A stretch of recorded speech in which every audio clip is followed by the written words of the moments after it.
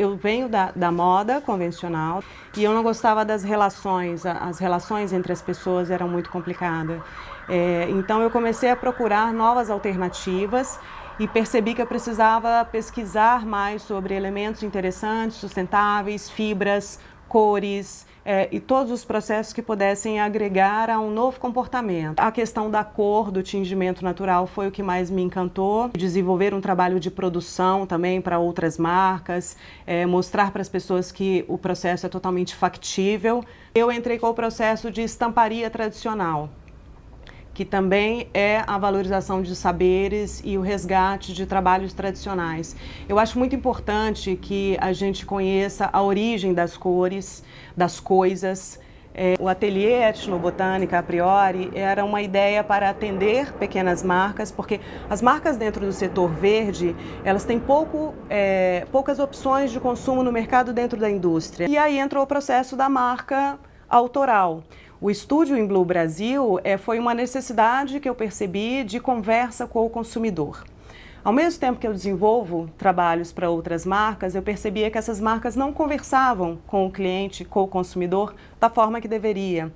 Não falar de preço, falar de valor agregado e informar isso, porque aí sim você cria um público e as pessoas começam a perceber que isso é factível, que é legal, que funciona e a gente pode pensar melhor os nossos caminhos. Produzir peças 100% verdes, né, em cores e ao mesmo tempo ter tags com explicações interessantes para que o cliente pegue essa peça e tenha o valor em mãos. A gente precisa informar melhor as pessoas sobre os nossos movimentos, sem cobrá-las. Uma questão muito importante é a formação dessas pessoas no setor de moda, que seja as universidades, faculdades. A informação é muito pequena e restrita, isso é preciso ser levado para os próprios professores dessas instituições. É necessário que crie um movimento de desfiles interessantes, um circuito, mas que não se separe do convencional. Vamos misturar essa história, né? Uma marca que trabalha só com produtos convencionais, ela pode criar um nicho e colocar ali dentro. A moda verde precisa de um pouco de glamour. Dentro desses 6 anos eu pude ver assim, diversas histórias incríveis, pude entender que é super possível a gente trabalhar de outra forma. Eu até tento evitar usar esse tipo de trabalho como uma bandeira, porque eu acho que no fim das contas, eu acredito que é o jeito normal de se produzir moda. Trabalhei bastante tempo na indústria e tive a oportunidade de viajar para a China, para a Índia, para todos os países, entender a cadeia produtiva como um todo. E fui entendendo que tinha alguns elos dessa cadeia que não faziam sentido e que, assim como acho que não só na moda, mas em toda a indústria, a gente tem questões éticas que são muito difíceis de lidar.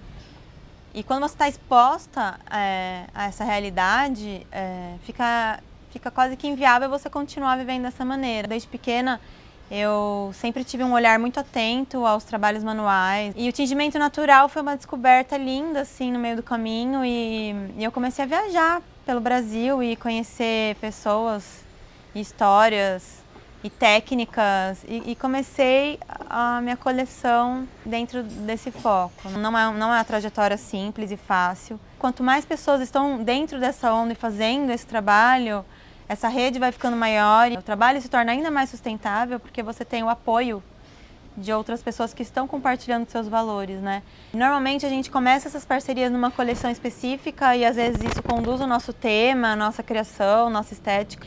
Mas depois nas outras coleções a gente vai amadurecendo esses trabalhos e a nossa ideia é ter relações mais perenes com essas comunidades, com esses artesãos. E dentro da nossa pesquisa de tingimento natural, nosso atual interesse é entender que tipo de resíduo a gente pode usar para produzir cor.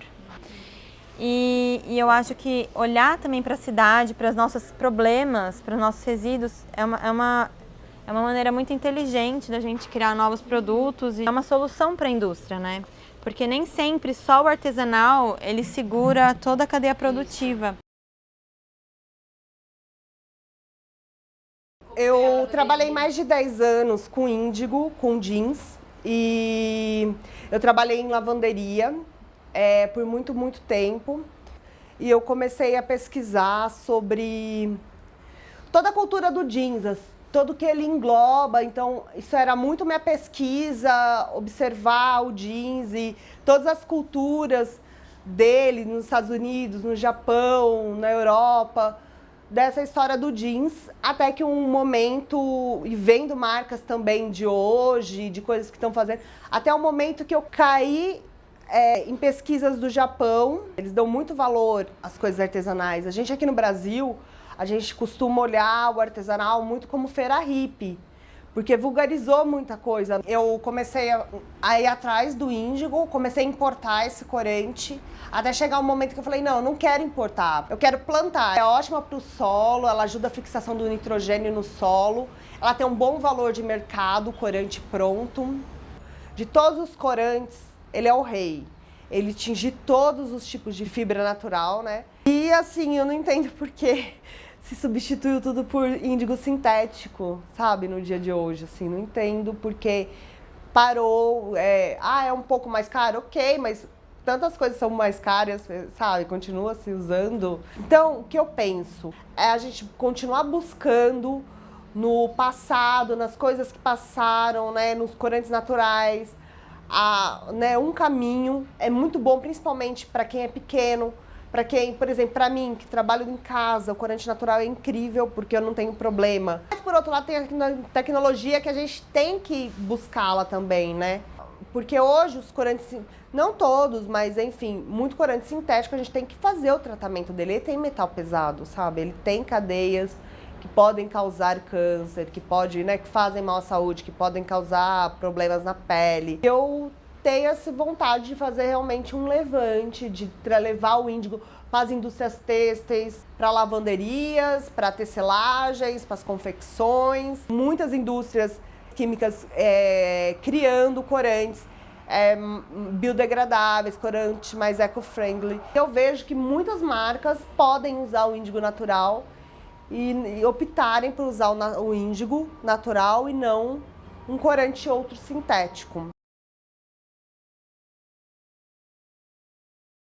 Por que uma roupa sustentável ela não pode ter um caimento de uma alfaiataria? Trabalhei como estilista em Tóquio, 15 anos, onde havia valorização de tudo que é tradicional, do feito à mão, do sustentável. Em 94 comecei um projeto de intercâmbio cultural entre Brasil e Japão e que tinha esse approach do sustentável, do meio ambiente. Encontrei em Muzambinho a tecelagem manual. Então, a partir da tecelagem manual, nós começamos uma história da confecção de roupas, de como é que poderia viabilizar esse trabalho sustentável. Havia ali uma tradição de plantação de algodão, a colheita, a carda, a fiação, o tear manual e o tecido e a roupa. Percebi que ali se jogava muita coisa fora. Então, galhos, flores, frutos, borra de café. Então, é um desperdício de matéria-prima. Começamos uma história de tingimento natural e o tecido. Nossa marca é a Maria. Tudo que que as pessoas trabalham com a mão, a gente agrega na confecção a Maria. A gente vai meio que compondo a coleção. E no final sai uma alquimia de várias mãos. Queremos que os artesãos sejam profissionais, autorais e que eles consigam trabalhar o potencial que existe dentro, né, delas e que muitas vezes elas nem percebem. Nós sobrevivemos com parceiros que acreditam no projeto social, sustentável, que enaltece essa peça, o slow fashion, vamos dizer assim. Vamos supor que a indústria patrocinasse, tá, esse trabalho comunitário e que eu pudesse injetar essa verba na comunidade de Muzambinho. De início, eu já trouxesse a modelagem maravilhosa, que de início eu já trouxesse uma matéria-prima maravilhosa. Em 12 anos, eu já teria feito uma coisa muito, muito mega. Eu não posso um dia ter trabalho para elas e outro não. Não. Como é que eu faço para alimentá-las? Eu tenho que correr atrás. Eu tenho que abrir pontos de venda. Eu tenho que conseguir parcerias. A gente vai para o Brasil inteiro, para que a gente consiga falar um pouquinho da história e trazer o produto pronto.